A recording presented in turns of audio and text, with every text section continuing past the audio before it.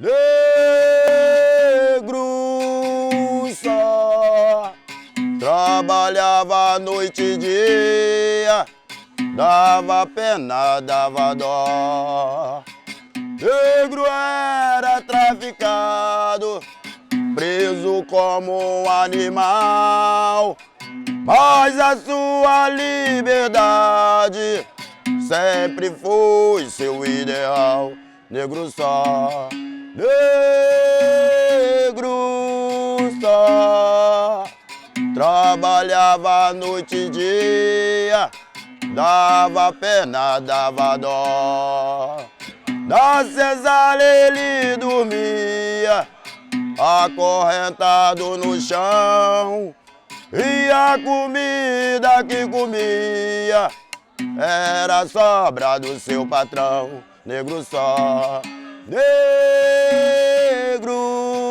só, trabalhava noite e dia, dava pena, dava dó. A chibata do feitor lhe trazia agonia. Chegavam por lotes, né?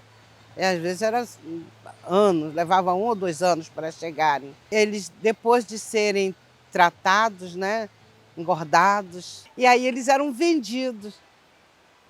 Alguns eram espalhados entre 25 fazendas, espalhados pelo sul fluminense. A grande dificuldade que tínhamos era a chamada herança do tronco.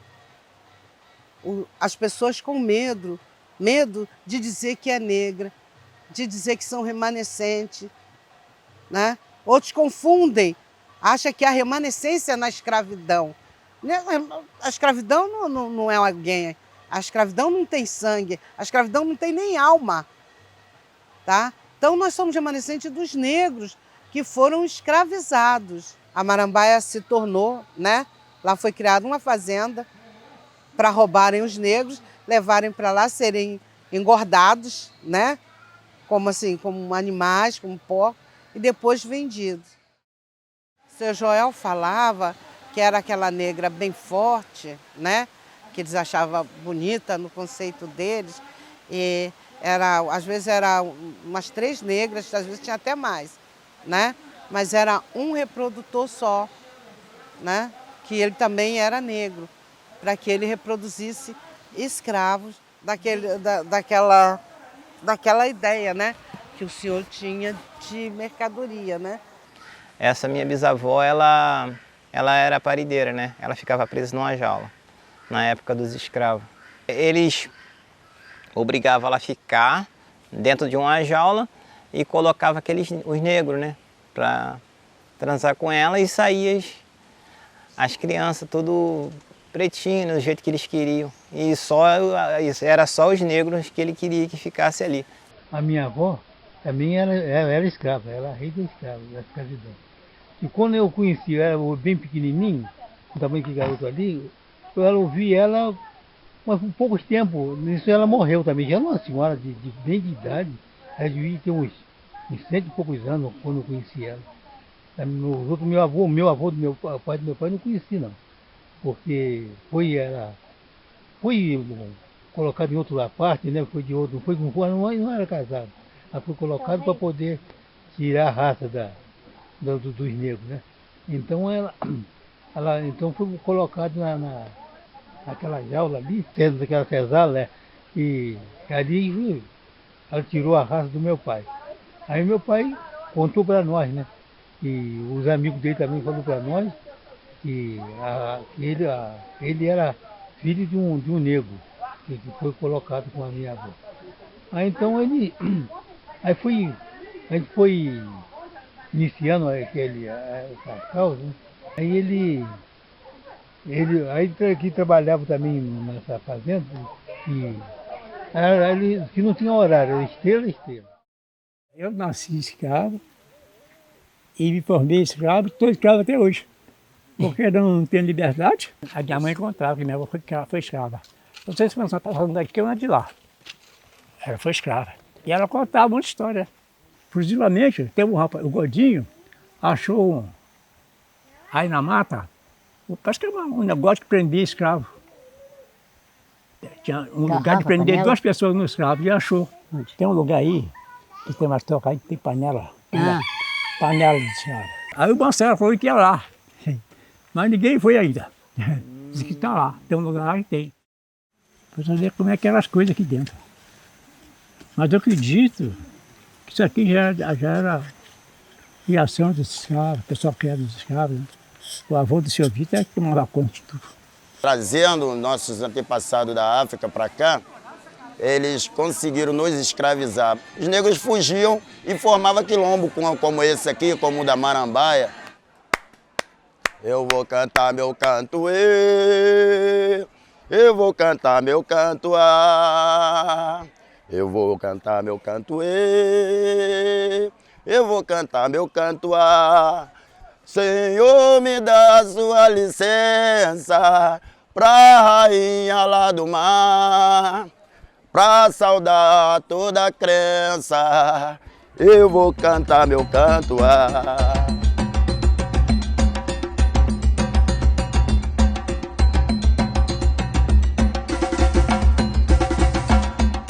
No século XIX, existiam por toda essa estrada, por toda essa região, armazéns de café no porte desse aqui.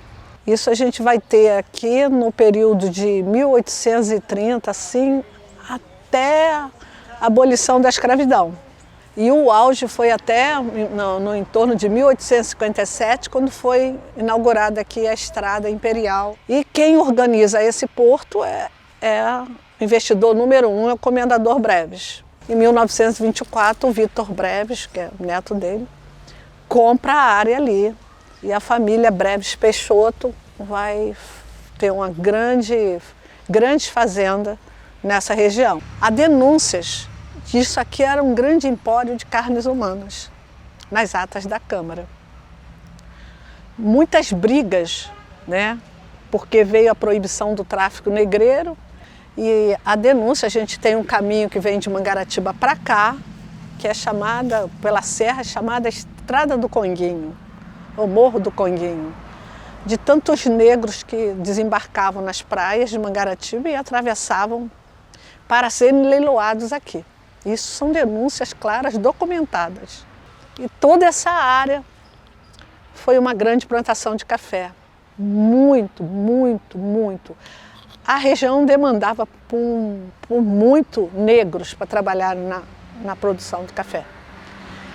E então, quando se diz que o Brasil foi o último país, né, a abolir a escravidão, a gente sabe que o Rio de Janeiro, em especial, foram os maiores resistentes.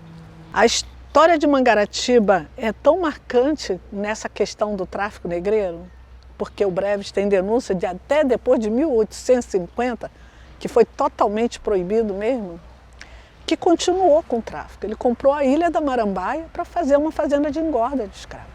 Ele tinha navios negreiros, né, o Tumbeiro, Marambaia e Emiliana. Esse aqui é um túmulo de escravos e eles são assim bem rústicos. São uma lápide com uma pedra rústica aqui na frente, era colocada uma outra ali e computaram 102 túmulos de escravos ao longo dessa estrada. A primeira vez que eu vi contar essa história desse cemitério de escravos foi com uma amiga quando eu era criança. Ela contava que a avó dela, Dona Alzira, que era descendente, né, de africanos, vinha todo 13 de maio aqui nessa estrada rezar, fazer uma oração por esses negros escravizados que morreram, foram enterrados aqui. Essa estrada, ela contorna ali as terras do Quilombo Santa Justina, Santa Isabel. O que dá a entender que todos os negros escravizados dessa região que morriam eram enterrados nessa estrada. Eu nasci na fazenda, sabe? Depois eu comecei a fazer, trabalhando assim na vargem, sabe? Trabalhando, arrancando toco, assim, trabalhando no vargido. Morando na casinha de estuque, de sapê, até fazer a fazenda. Tem muito boiada, porcada, peru, ganso, boi, muito rado de boi, boiada. Bezerrada. Às vezes me chamam de negro, pensando que vão me humilhar. Quando eles fazem as contestações no processo, eles falam que não, lá não tem quilombola não. Não, aí eles falam, lá só tem 2 ou 3. Quer dizer, se tiver um, se reconheceu como quilombo.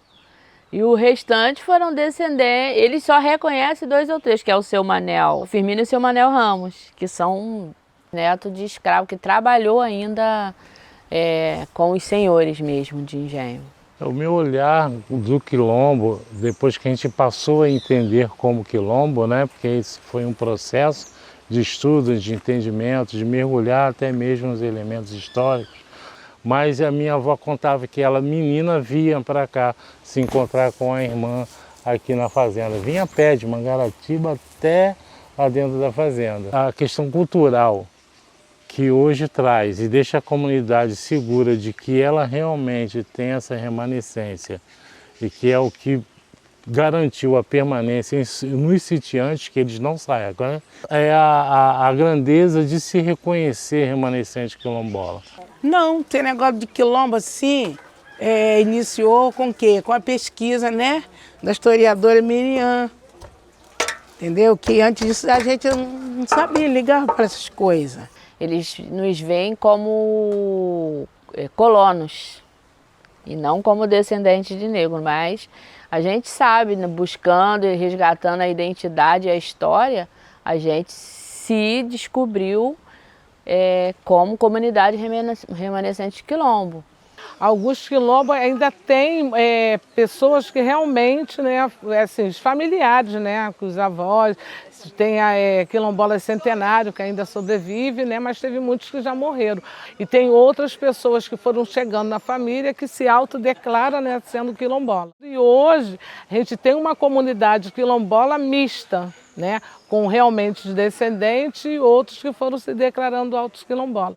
Eu sou filha adotiva, eu sou filha do coração, entendeu? O sangue não significa nada, o importante é estar na luta ali do quilombo. Eu fiz parte dessa luta com muito orgulho, bati de frente muitas das vezes. Nós batíamos em porta, pedindo um abaixo-assinado para a gente poder fazer associação de moradores, no caso associação de moradores amigo e amigo da Fazenda Santa Justina e Santa Isabel, que hoje é um quilombo Santa Justina e Santa Isabel. O Zomar falou para ela que não tinha morador, não tinha ninguém no Radamã que trabalhava com pala.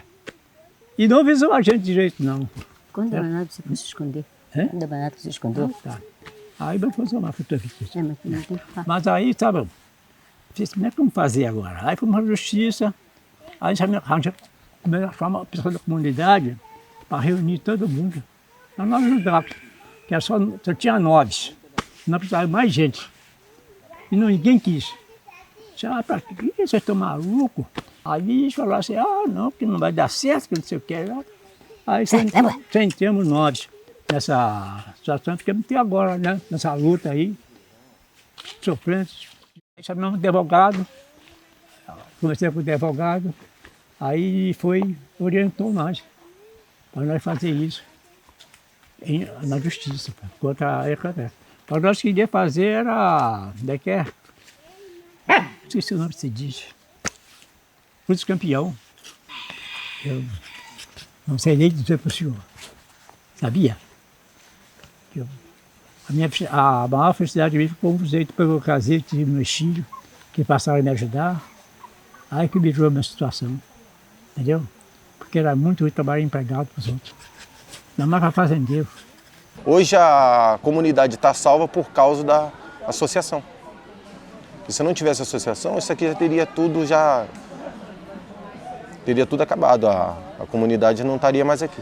A nossa associação foi criada para uma resistência contra as irregularidades que estava tendo aqui dentro, né? De querer o povo, de querer expulsar o povo daqui. Mas melhor porque levou os órgãos públicos lá fora nos conhecer. E o mundo inteiro, não vou dizer o Brasil inteiro. Porque a repercussão mundial, repercutiu mundialmente ao ponto de nós, tá entendendo? Hoje sermos reconhecidos. Isso deu uma visibilidade muito grande e dentro disso surge uma grande defesa para a gente. Em 2005 se vendeu, na realidade, as terras ilegalmente. Mas em 92, um dos filhos dos fazendeiros que a gente conheceu, ele me procurou e falou, olha, eu procurei seu tio, ele foi mal criado comigo, e então eu vou fazer uma coisa. Eu vou respeitar a dona Belinha, que é a minha avó, né, a nossa matriarca. Vou respeitar enquanto a sua avó estiver viva. Quando a sua avó fechar os olhos, eu vou expulsar vocês todos de lá, sem direito a nada, nem terreno, nem nada. Não quer o que eu estou oferecendo agora, não vai ter nada. E quando foi em 2017, que a especulação veio com tudo para cima da gente, para tentar tirar mesmo a gente daqui. E aí eu falei, peraí, aquela coisa me veio assim, eu falei, eu acho que é hora de eu me posicionar para poder defender essa luta, lutar junto com quem já está na luta. Até então eu não me envolvia, né? Mas quando eu vi que a coisa estava tomando um rumo muito difícil e que precisava de unir forças para que a gente mantivesse e tivesse o resgate da nossa história, o que nos manteve aqui foi a resistência dos que ficaram, mas muitos não resistiram.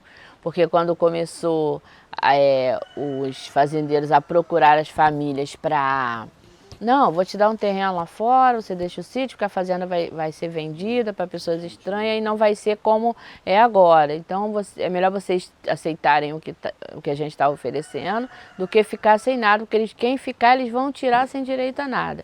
Começou é uma ameaça, né? E aí com isso muitas famílias saíram, muitas famílias mesmo. Eu posso contar aí umas 12, 13 famílias que abandonaram. E os que ficaram, que hoje são 62 famílias cadastradas no INCRA, algumas, eles não abraçam a luta, eles não se auto-reconhecem e pensam ainda em vender. Em muitos momentos nós fomos chamados para sentar em mesa redonda e tentar assim, não, olha só, riscava lá num papel, vamos supor, isso aqui é o território todo, isso aqui é a área lá que vocês ocupam, dizem que é dos quilombolas. Vamos fazer o seguinte, a gente vai dar, eles estavam vendo tanto que eles iam perder, né? Que eles chamaram a gente para tentar um acordo e ficar pelo menos com a parte. A gente pega aqui, ó, risca aqui, o que vocês querem? Ó, nós construímos, vocês não vão gastar R$1, nós vamos construir escola, igreja, nós fazemos uma padaria, que eu sei que vocês gostam de trabalhar, vocês vão ter energia elétrica, área de lazer para os filhos de vocês. Mas a gente falou, sim, tá, então vamos fazer o seguinte, a gente chamou a audiência pública, não, justiça não, quem tem que decidir isso é vocês. Falei, não, mas não, a gente não é... Eu não sou juiz, eu não sou advogado, eu não entendo de lei. Se não pode entrar a justiça no meio é porque tem alguma coisa errada. Então não tem acordo. Aí foi onde começou a situação. Aí a gente começou a pedir socorro, começamos a pedir ajuda de advogado. Aí foi onde começou essa luta, foi por aí que começou essa luta. Na verdade, hoje, eu não moro na terra. Tenho o sítio e tudo, mas não moro na terra. Porque o sítio que eu tinha, fiz a casa e tal, eu perdi pela minha ex-esposa. Aí desandou um pouco, entendeu? Mas as coisas, graças a Deus, voltou normal de novo, voltou a luta de novo, como era antes. A gente vive dessa forma. O que anima a gente aqui, o que ajuda a gente, são os amigos que batem na tecla e não, e tem que ser, então a gente se fortalece. Mas que é horrível, é. A Dinha fala isso, mas...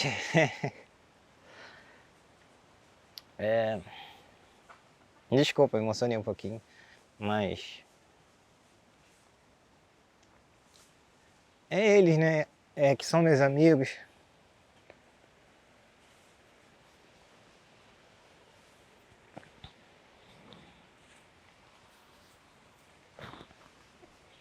Eles me ajudam muito, entendeu? Me ajudaram, me deram muita força. E aí eu venho lutando com eles e teve um momento de eu chegar e pensar em desistir. Mas eu falei, não, porque se eu desistir, tem meus amigos que vão ficar. Eu não vou desistir. E eu não desisti. Estou aqui até hoje. Desculpem.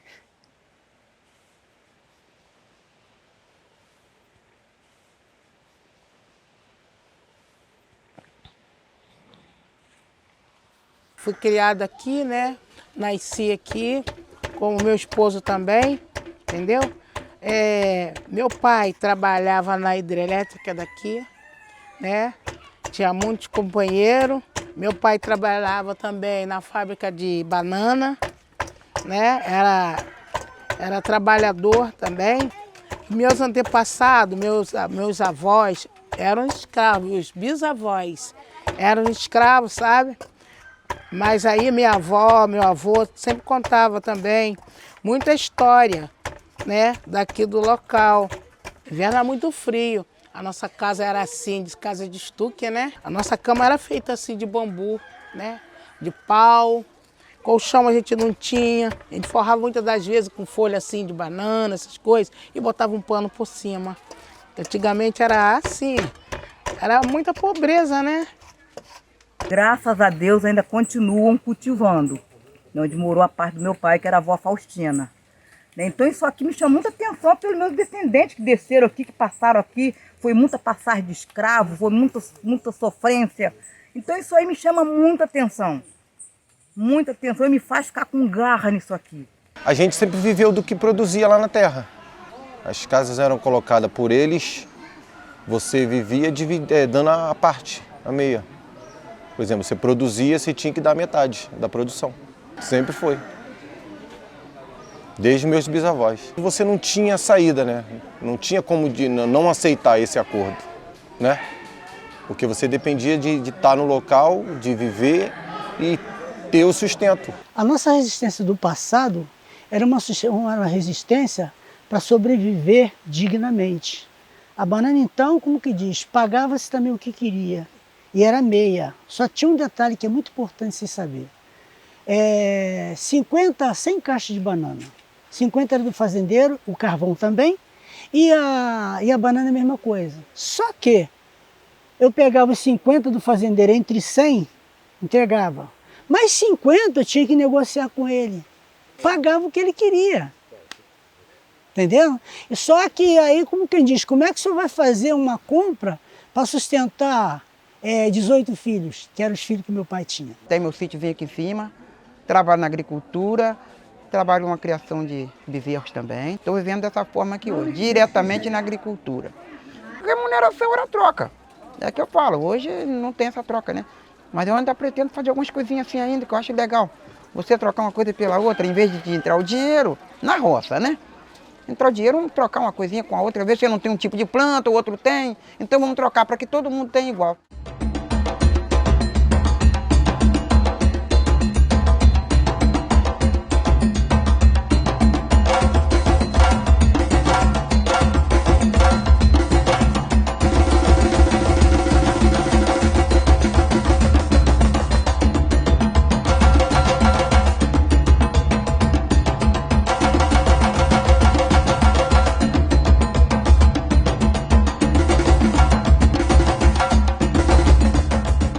Aí me encomendaram pimenta. Eu falei, gente, se eles soubessem o sacrifício que dá para colher pimenta e para descer desse morro com esse peso nas costas, eu acho que eles iam preferir vir buscar. Lá tem inhame, tem aipim, tem o cajá que eu plantei muda agora, tem manga que eu plantei agora também, tem abacate que eu plantei muita muda de abacate. Então tem que ter fruta, eu não mato os animais se alimentar, porque os animais também, os bichinhos nem precisam comer.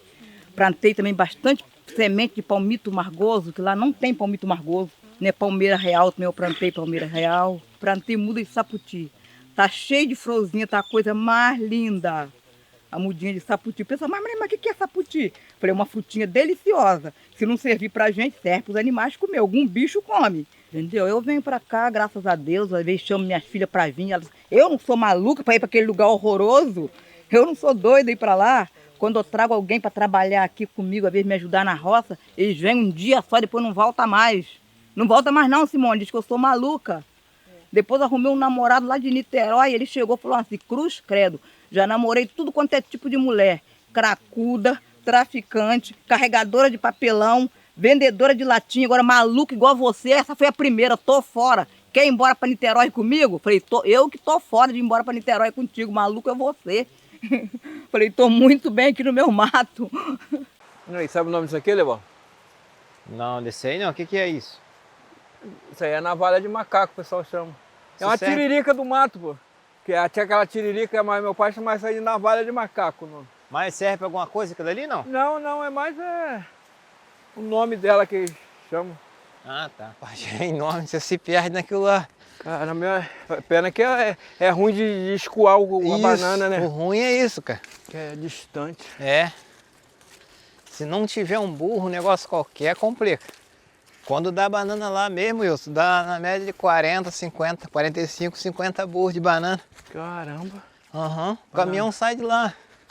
Banana. Chapado de banana. Bananal é bom mesmo. É. Nós acordamos às 5 horas da manhã e eu corto a banana, aí já faço o processo dela todinho para ela madurar. Aí quando eu tiro ela do processo dela para madurar, eu trago, deixo aqui para ela ir amadurecendo para poder conseguir vender ela. E o acesso é muito difícil, é caminho de terra, é cheio de mato, a gente tem que ficar limpando, tem que ter roçadeira, foice, para a gente poder conseguir manter, mas quando chove é muito complicado. Vim de lá até aqui, a gente usa bicicleta, porque a gente não tem carro. Aí para trazer o produto, quando é muita coisa que eu trago, eu pago um rapaz para poder trazer para mim. Quando é pouco o produto, eu trago na minha bicicleta de carga que está ali. Nós fomos acostumados assim desde criança, trabalhar descalço. Eu subia a serra, virava a serra para catar café, cortar banana, tudo descalço. Não tinha calçado. Aí costumemos, agora o dia que bota o calçado no pé, se for pro mato, cai à toa. Agora não tem quase saído pro mato não, porque eu andei meio doente, sabe? Aí agora quase não tem saído pro mato não. Eu saio, mas saio por perto mesmo. Gostava mais de carregar banana e cortar banana. A minha mãe, coitada, também, quando ela ficou viúva, ela não tinha ganho nenhum. Então ela ia para a roça trabalhar para sobreviver os filhos, né? Então ficou parece, com umas 8 crianças ainda. Então ela criou aquilo tudo, né? Então, aí a gente costumou trabalhar na roça por causa disso. Nisso daí era meu pai trabalhar. Meu pai era doceiro. Antes de ser eletricista, meu pai trabalhava fazendo doce, tá bom? Ele que fazia essas bananadas. No tempo, ele, seu Manel Firmino, essa turma dele, meu tio Gelsi.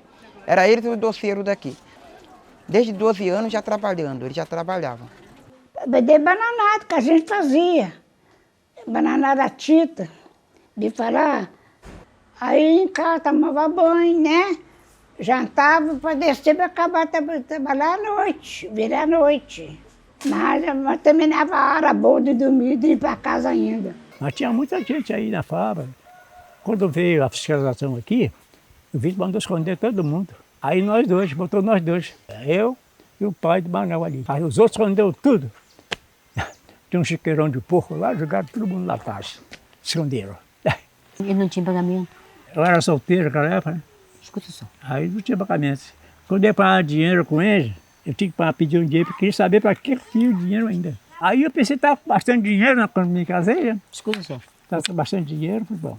Vou fazer conta, casada, vou fazer conta. Esse tempo todo me dá R$35. E eu estou 50 do Rio, porque eu era empregado lá, né? Aí eu fui dá R$35. Eu não ganhava dinheiro nenhum. Eu botava na minha carteira, como eu gozava fera, eu não gozava fera nenhuma. Nunca tirei. Então as coisas foram assim. Foi me revoltando, foi a verdade. Está fazendo me revoltou. Me revoltou.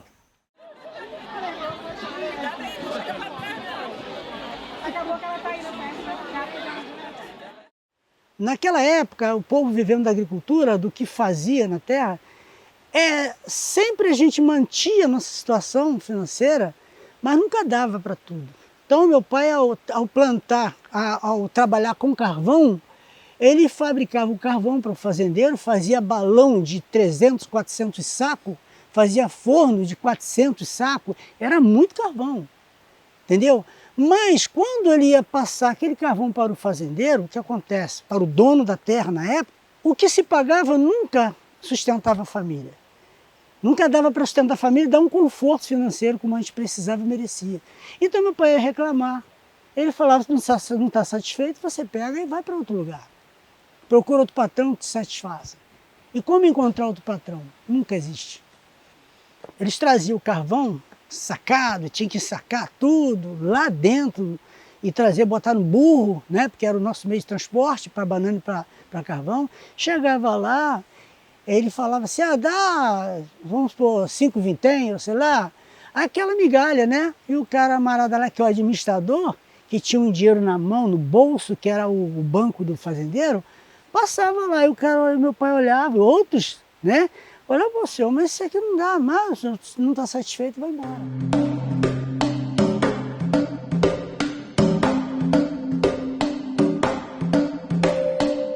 Então a gente tem aqui uma grande área também produtora, não só de escoamento, mas de produção aqui. Mas quando veio a abolição da escravidão, os negros escravizados não foram reaproveitados assim de contratação logo de imediato. Toda essa serra tinha produção de banana, tinha o café plantado, a subsistência, né, o aipim, a riqueza dessas terras férteis colaborou para manter esses negros nas suas terras, mesmo que sem senhores. Por volta de 1919, a gente tem, chegando aqui nessas áreas, o Vitor de Souza Breves, neto do comendador Breves.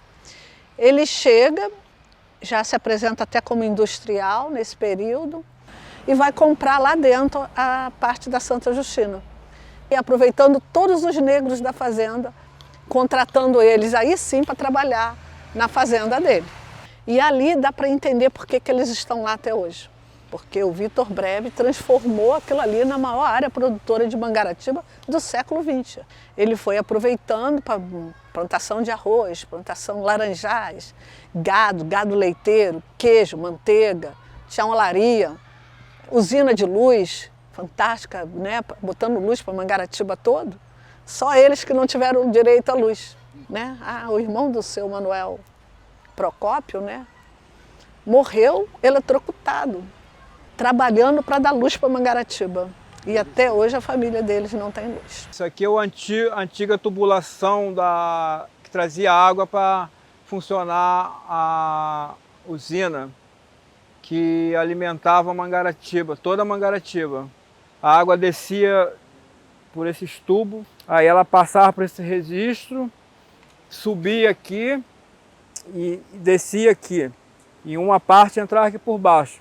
Aqui dentro fica a roda d'água que rodava toda a engrenagem da antiga usina.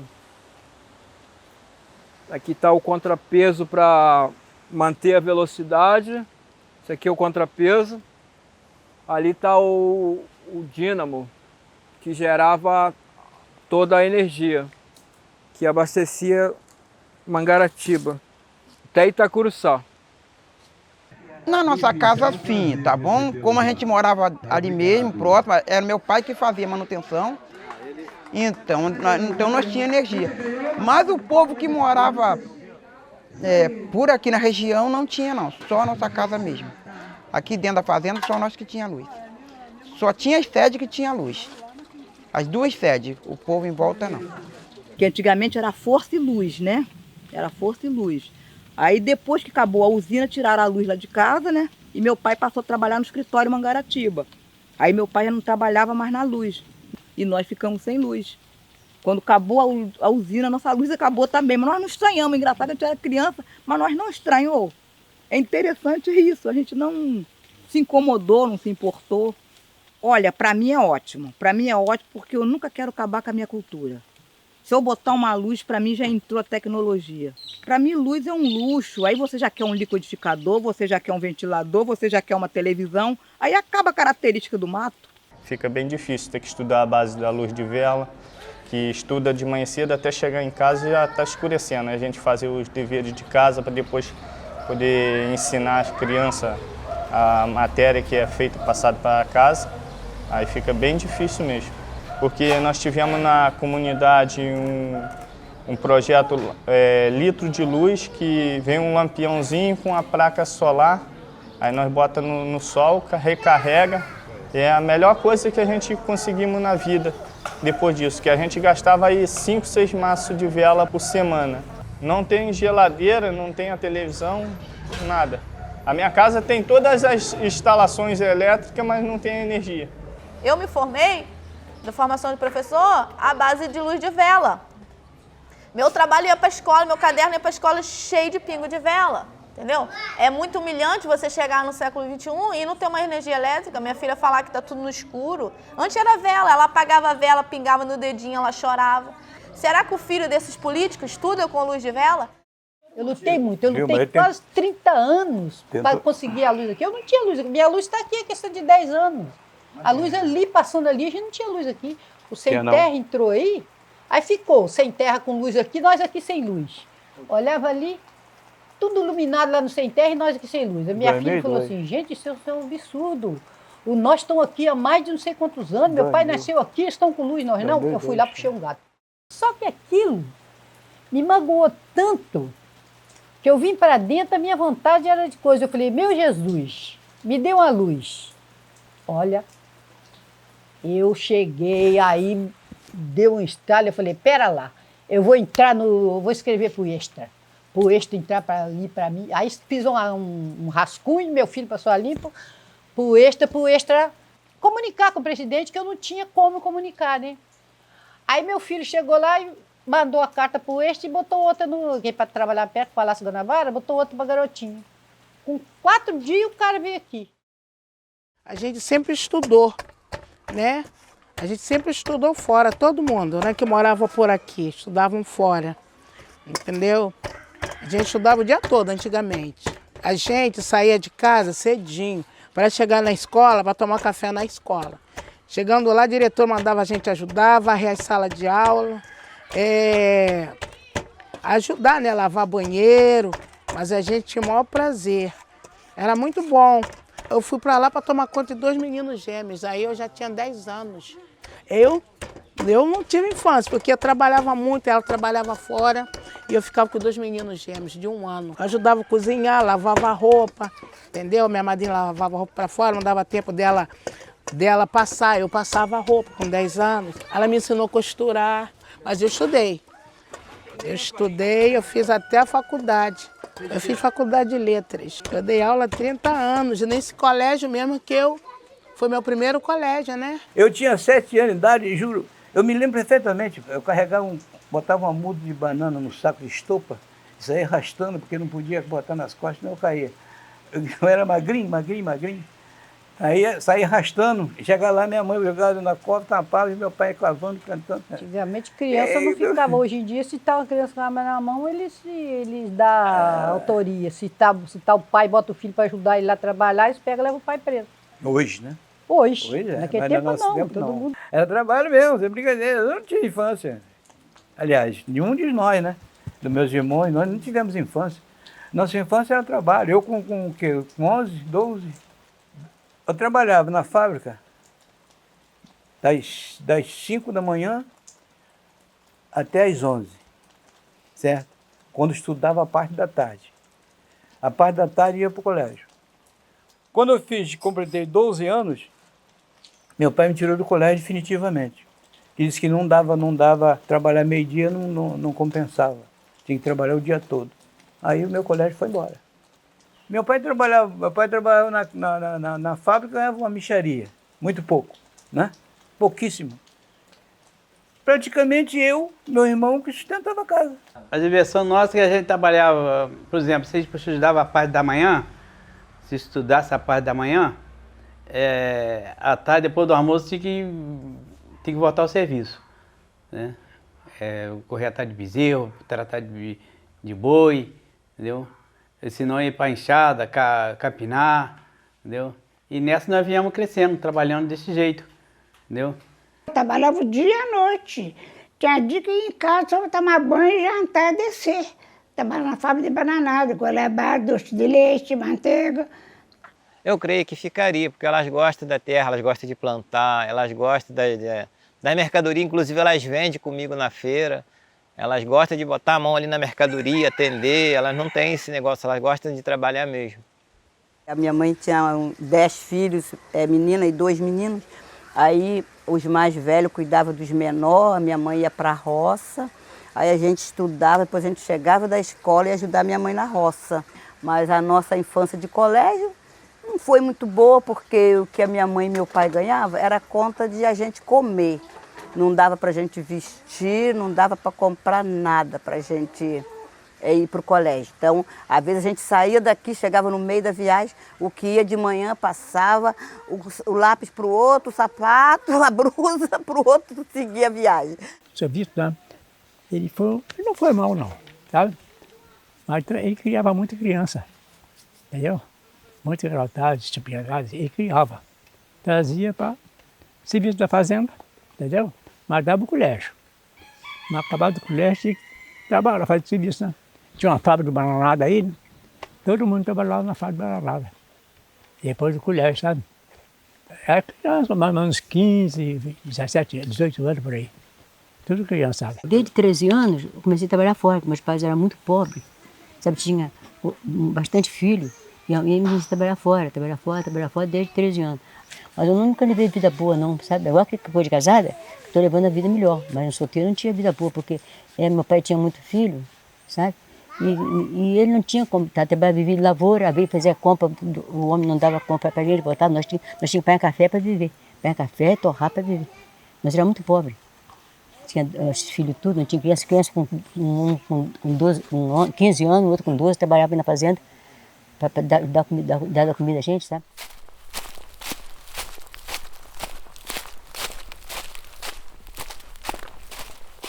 É porque toda mata tem a sua história.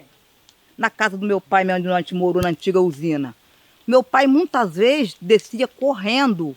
Meu pai infartou-se, meu pai morreu com 43 anos, deixando 12 filhos, tudo pequeno, tudo ainda adolescente. Morreu de tanto levar susto e assombração naquele mato. Ah, era 00:30, 15 mais ou menos. Eu demorei uns 15 minutos naquele local ali rodando, querendo achar o local para voltar para casa e não achava. Gente. Aí depois desse dia nunca mais eu... Dizem que meia-noite você não pode estar rodando mesmo não, você tem que parar meia-noite. Você não pode estar rodando na mata não, na mata principalmente. Lá quando eu era garoto parecia troço que suviava assim, ó. Assombração não. Uma vez, tirando de lá, uma vez aqui no Saí. Aí quando nós voltamos, quando nós passamos assim, numa porteira para entrar para dentro, o troço subiu assim, do lado de fora. Aí eu falei, que negócio é esse que está subindo aí? Quando nós olhamos assim, o troço já estava subindo nesse trançamento. Ninguém viu o que é. Agora que tem esse troço aí no mato, tem. Lá em casa, ali mesmo, ali em casa, lá, às vezes de noite me chama. E meu pai, como andava assim à noite, ele disse que um dia subindo, aí um bicho atrás dele gritou assim, bico de foice não é mole não. Olha, mas meu pai correu tanto, ele tinha matado um coelho no caminho, o coelho chegou em casa todo esfolado, porque ele caía por cima do coelho. A minha mãe morava lá na virada de lá, não era aqui não, mas era dessa fazenda mesmo, a gente era pequenininho. Aí outra vez meu pai anda de noite de novo, ele disse que ia subindo, veio uma mão, segurou na perna dele.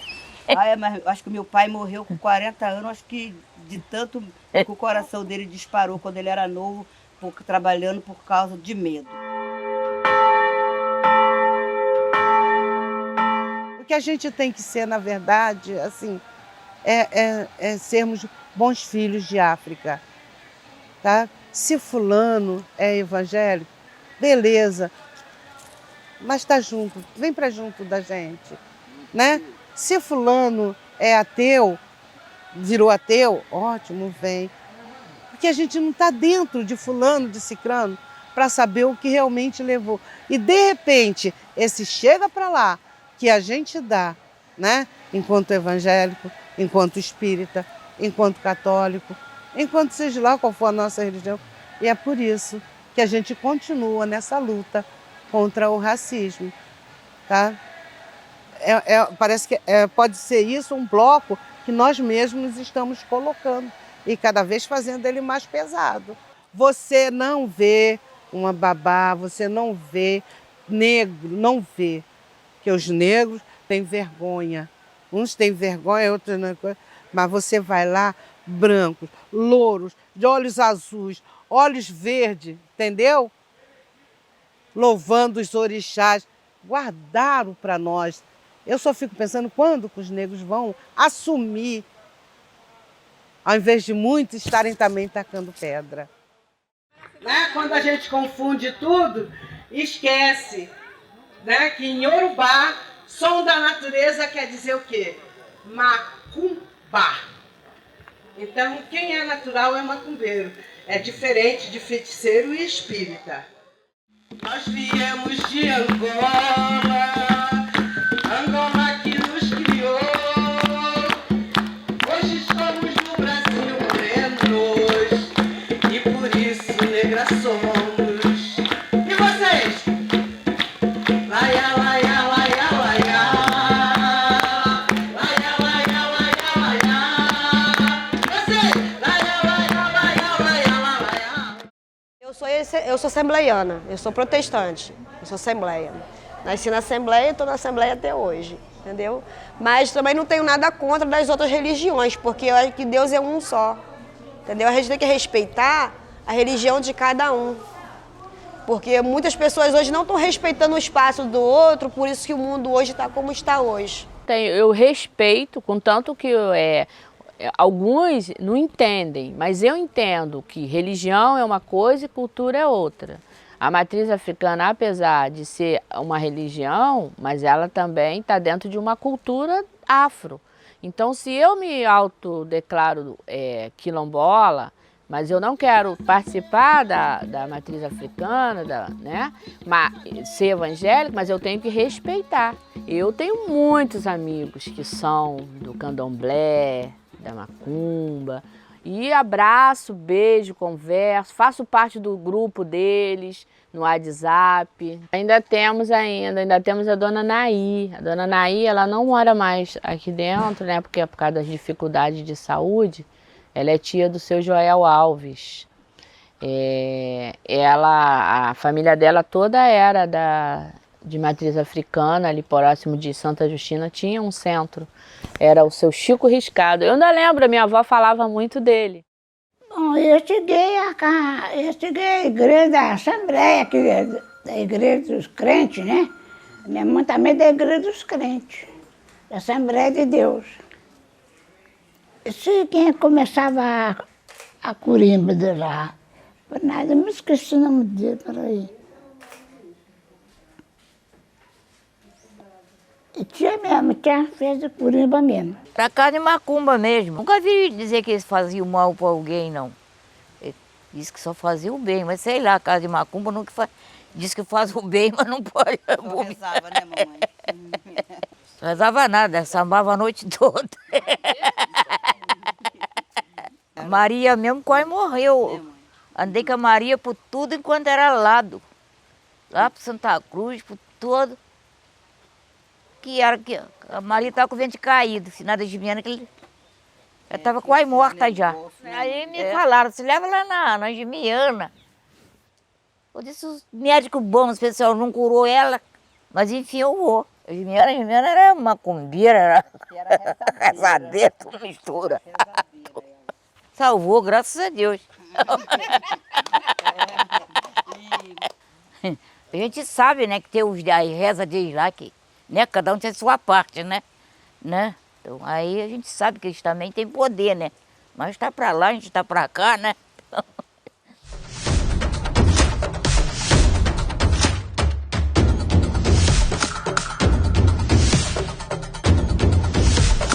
Isso vai acontecer por um tempo, a fazenda vai ser produtiva, vamos dizer, enquanto o Vitor Breves estava vivo. Até que a fábrica de banana vai ser vendida por volta de 68 a 70, com o falecimento. E a gente vai ter a fazenda já falindo, né, ficando improdutiva. Em 1986, a fazenda considerada improdutiva entrou em processo de reforma agrária pelo INCRA. Em 2007, né, essa fazenda vai ser vendida. Antes disso, registraram uma área enorme, uma RPPM, não registraram as famílias ali dentro, que nunca saíram dali, e a pressão para eles saírem dali foi demais. E eles estão lá resistindo por querer continuar como um solo sagrado, Muitos ali, eles falam, daqui eu não quero sair, a não ser para o cemitério, eles falam. As pessoas têm um conceito errado do que é quilombo. Continuam com aquela ideia de que quilombo era uma terra dos negros fugitivos que fugiam da escravidão para dentro das matas. Mas a Constituição de 1988 mudou esse conceito. Passa a ser considerado quilombola ou um quilombo todos aqueles que continuaram no território onde seus antepassados foram sacrificados. E hoje é uma briga interna e externa, porque a gente briga aqui dentro contra os empresários e briga lá fora com os órgãos públicos para nos dar proteção e nos dar o direito de viver nessa terra. Então é uma luta assim, bem diferenciada, mas é uma luta até mais perigosa, porque eles levam a luta deles, assim, as espertezas, para o lado da especulação imobiliária, que eles dizem que são fazendeiros, mas para mim, fazendeiro é aquele que cria gado, tá? Dentro de uma região que ele não quer construir um condomínio. De 2004 para cá, quando o MST entrou aqui, após o MST ter ido embora, o administrador antigo que tinha aí dentro, ele colocou pedra na porteira, tá entendendo? Ele pintou o caneco e começaram a querer tirar todos os moradores daqui de dentro. Teve até uma história aí que eles queriam explorar a mineração aqui. E a gente não tem certeza, né? Porque eu não tenho nenhum documento na mão que prove isso, mas existiu essa especulação, até Eike Batista parece na época.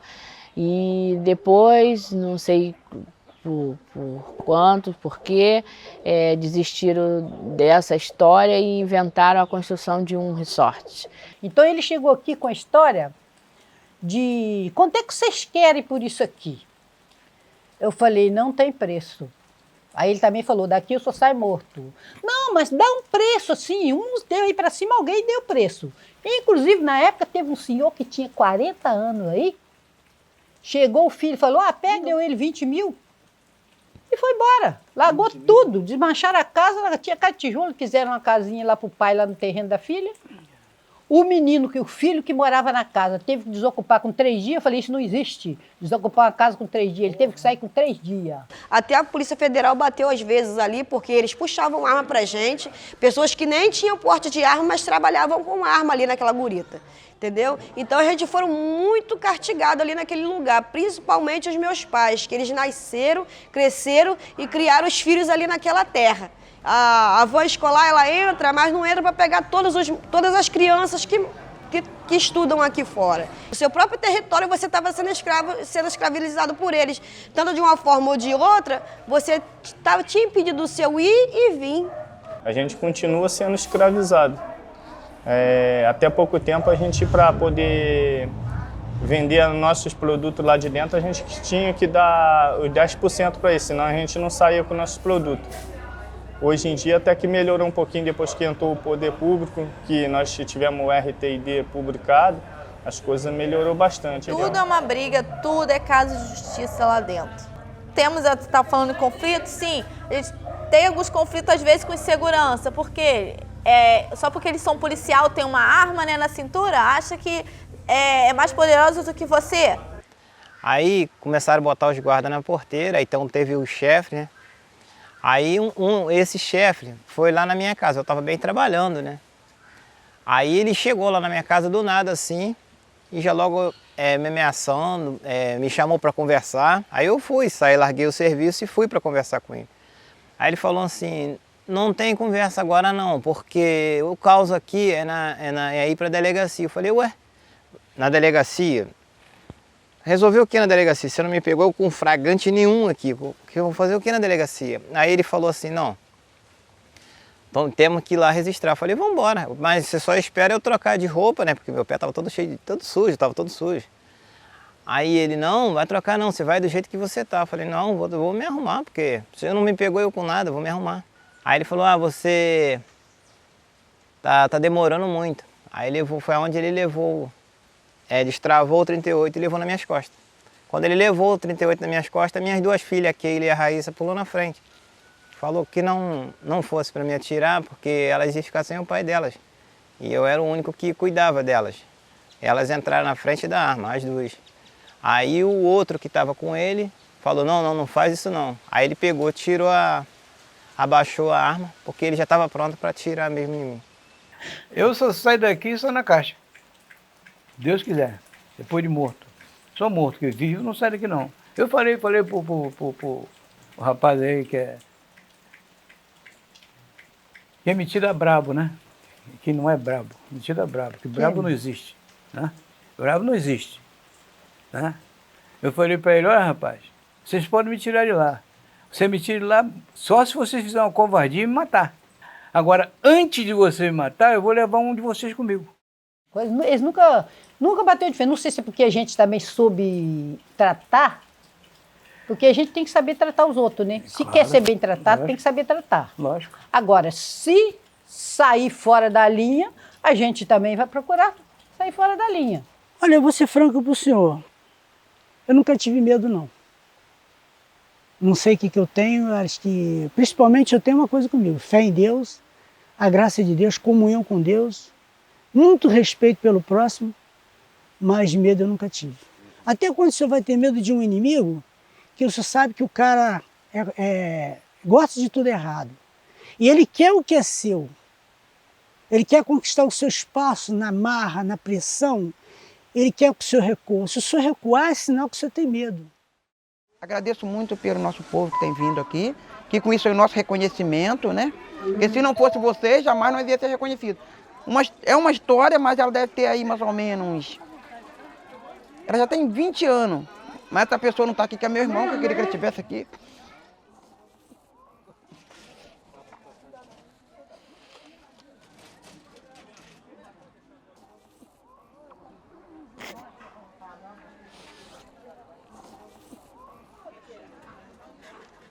Desculpa, você. Gostaria muito que ele tivesse, porque ele queria ser reconhecido assim. Queria contar a história dele. Me perdoa. Esse é o motivo da tristeza, porque é bom ter pessoa reconhecida, né? Mas quando você não vê a pessoa que mais queria estar aqui hoje, não está, é ruim. Porque há 20 anos ele queria. Aí ele fala, a gente não são reconhecidos. A gente trabalhamos, corremos aqui dentro e ninguém vê a gente. Então isso é ruim, né? Oh, meu Deus.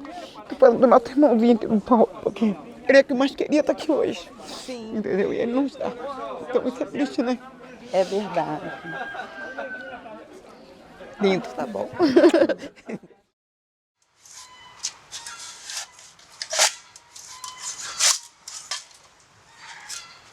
Eu acredito que se mudar aí um pouco, não 100%, porque a gente sabe que é muito difícil. O Brasil é um país difícil, principalmente para o pobre, para o povo pobre.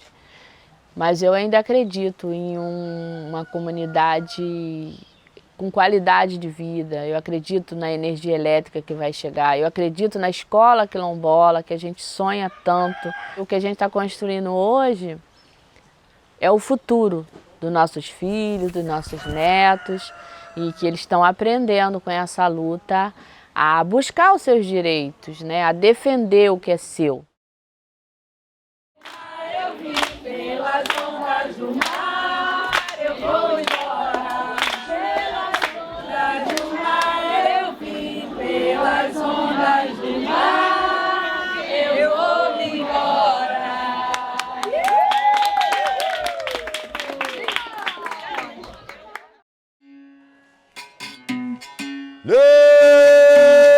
Negro só trabalhava noite e dia, dava pena, dava dó. Negro era traficado, preso como um animal, mas a sua liberdade sempre foi seu ideal. Negro só, negro só, trabalhava noite e dia, dava pena, dava dó. Na cesárea ele dormia, acorrentado no chão, E a comida que comia era sobra do seu patrão, negro só, negro só. Trabalhava noite e dia, dava pena, dava dó. A chibata do feitor lhe trazia agonia, a pele negra rasgava e o sangue dela escorria, negro só, negro